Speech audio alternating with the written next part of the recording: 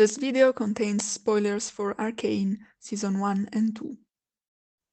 Does it ever happen to you that you start reflecting about the gender expression of Caitlyn and Vi, and somehow you end up theorizing the whole gender system of Piltover? Yeah, exactly. So in this video, I would like to elaborate on the gender expression of the female characters of Arcane. Women who seem very masculine or very feminine might be more androgynous than you think, once we consider a few things about the gender perception in Piltover. Everything started because I have seen plenty of fan arts of Vi and Caitlyn coded as a butch femme couple. There is nothing wrong in interpreting them in the frame of this traditional lesbian trope, and all fan arts are beautiful, heartfelt homages. However, I feel a bit uncomfortable when Caitlyn is interpreted as femme or high femme, meaning a very feminine lesbian, because to me she seems to be quite androgynous in Arcane, and I am a bit sad when her masculine and androgynous traits are overlooked. So I started looking for evidence that she is not as feminine as some people seem to perceive her, with the intention of presenting my point of view with objective arguments. But while investigating which traits of Caitlyn are feminine or masculine, I also confronted her to other characters, and therefore in general to the ideas about gender that we can spot in Piltover.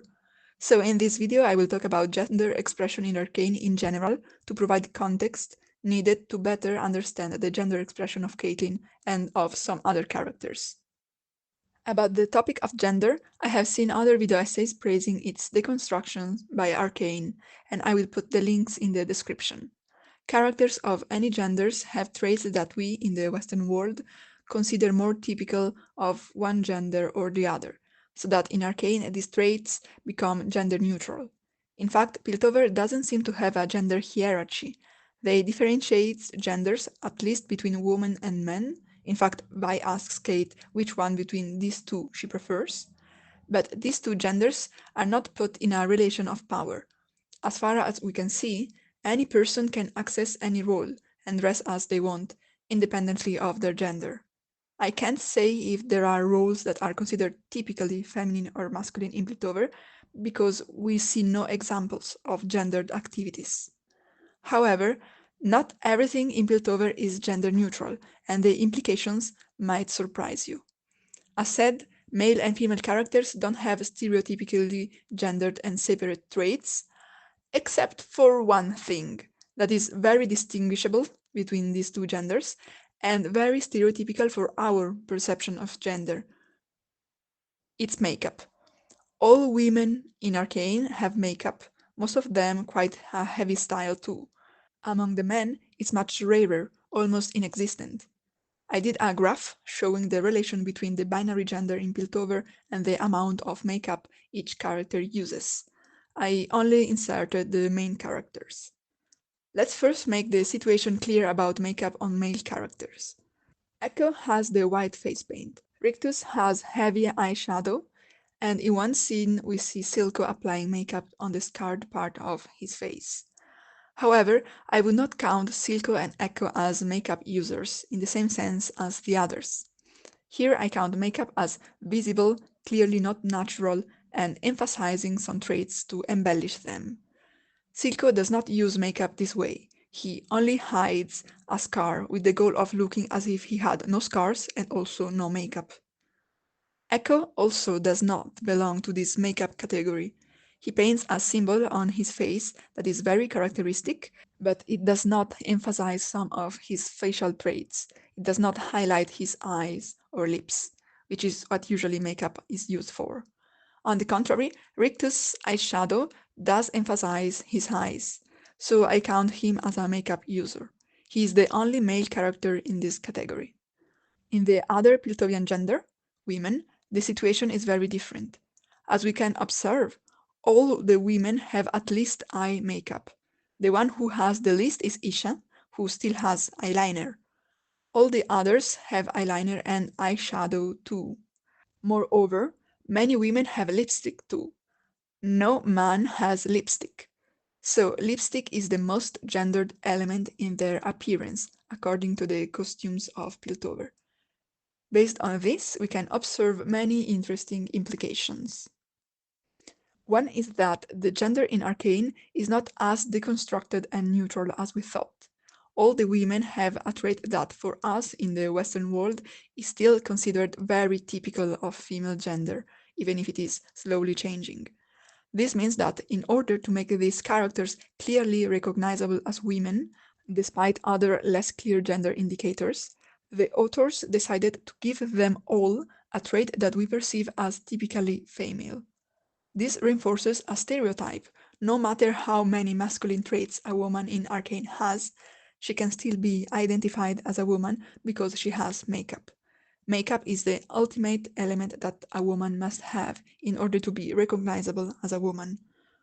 When I notice this, as a woman who never wears makeup because I don't feel comfortable with that stuff on my face, I was a bit disappointed because it's something stereotypical in our world. However, we can still observe a few other things. As said, some women only have eye makeup, while others have that and lipstick. If we look closely, we notice that all the very masculine women wear lipstick. This might be again a stereotypical choice to make sure these characters had at least one very recognizable feminine trait among all the other ones rather masculine. But it also raises questions about the perception of femininity in Piltover. As said, other traits that we consider as gendered are gender neutral in Piltover. Based on the examples of women we get in Arcane, it's unlikely that Piltovians see some of these characters as masculine women. If they don't associate some traits specifically with men, they can't see them as masculine when a woman displays them. So I think that what we perceive as masculine women in Piltover are just regular women. With no standard of femininity, there isn't a deviation from that standard either. On the contrary, we have just said that based on the examples we have, lipstick is one trait that only women display, so it is likely to be associated with femininity in Piltover too. We have also said that all masculine women in Arcane wear lipstick, so in Piltover they are probably perceived as very feminine. The women who, by our definition, look very masculine, in Piltover's definition, are instead among the most feminine of the series. On the contrary, few women in Arcane don't have lipstick, and they are all likely to be considered less feminine in Piltover. Caitlyn is among them, but she has eyeliner and eyeshadow, which is still a trait more common for women than men in Piltover. She also has a hair length that slightly surpasses the shoulders. So let's talk about gendered lengths of hair in Piltover. Caitlyn is one of the characters with the longest hair. Long hair is very rare in Arcane. Most characters have quite short cuts, especially in Zone. They rarely extend beyond the shoulders. I made a graph of the gendered hair length too. As we can see, very few characters have long hair. Jinx's hair length is probably not considered typically feminine, just very unusual for any gender.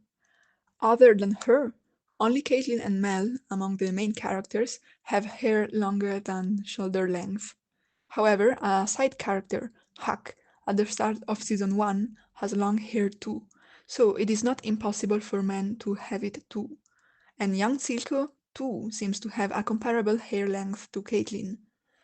But if we look at Huck and young Silco, we should look at other background characters too, and we conclude that long hair is indeed rare, but still a bit less rare for women. Most women have short hair, but of the few people with long hair, most of them are women. So, long hair is not a definitive trait that only women have, like lipstick, nor a trait that all women have, like makeup, but a trait that is more common in women. So it is a trait slightly feminine, but not as strongly as the others we mentioned. For clothes, we can say something similar to hair. Most of the characters of any gender wear trousers. I remember seeing dresses or skirts or anything that covers the leg without being trousers, only on women. So, only women wear dresses or skirts, but most women wear trousers, making skirts and such a slightly feminine piece of clothing. but not as an important marker of womanhood.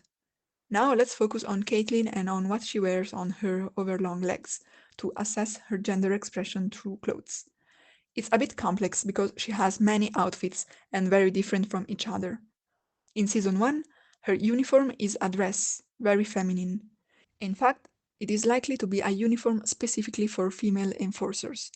In episode 4, a female co-worker of her is wearing the same uniform, while the male co-workers are wearing a uniform with trousers. They all have the same hat, so they are probably all on the same rank. The different uniforms, therefore, don't indicate a different rank, but are two gendered versions of the uniform for the same rank. So, Caitlyn wears a uniform for women, therefore probably perceived as feminine in Piltover 2. However, she did not choose this feminine uniform. She was probably ordered to wear it. It's the only case in which she wears a piece of clothing specifically for women according to Piltover's definition. And it's the only case in which she does not wear trousers. In all the other outfits, she has trousers. She still can't choose some of these, like the new clothes Vi provides for her in Zone, or the new uniform she wears in Act 1 of Season 2. But in other cases, she can choose. In episode 4 of Season 1, she has an informal outfit that includes trousers, despite the upper piece resembling a short dress or a gown. And later, when she is the dictator of Piltover, she is likely to have more freedom of choice for her outfit, and she always wears trousers. Finally, in the last scene in her home, when she isn't a dictator anymore and she is not wearing any uniform, she has trousers. So, when she can choose what to wear, her gender expression is not very feminine, but rather gender neutral. So, according to Piltovian perception of gender, Caitlyn has mostly gender-neutral traits, such as clothes, with a hair length and a makeup which are more common in women but not exclusive to them, and she doesn't have the lipstick that is only associated with womanhood. So we can say that she is not very feminine, but rather she tends to gender neutrality. Now let's look at Vi. She has the eye makeup that is more common for women, and she has the lipstick that is only perceived as feminine. She initially has short hair, which is gender neutral, but later her hair grows longer, with some strands reaching further than her shoulders, more or less the same length of Caitlyn's hair, and more common for women than for men. So, according to Piltover's perceptions of gender norms, could we say that technically Vi is more feminine than Caitlyn? What do you think of this conclusion? Do you agree? About the society and culture in Piltover, I have analyzed its political system and its healthcare system too. Please like, subscribe for more arcane essays, and see you in the next video. Bye!